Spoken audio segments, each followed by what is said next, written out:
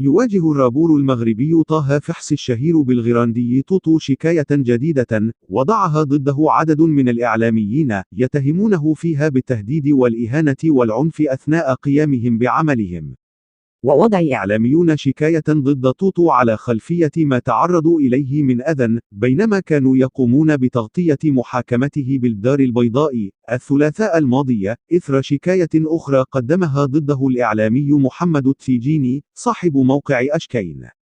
وأفاد بعض ممن وضع الشكاية في تصريح لليوم 24 أن شكايتهم تأتي بعد شعورهم بالإهانة وتعرضهم للعنف أمام المحكمة الزجرية من طرف توتو، حيث أقدم على سب الذات الإلهية وتهديدهم بالتصفية الجسدية.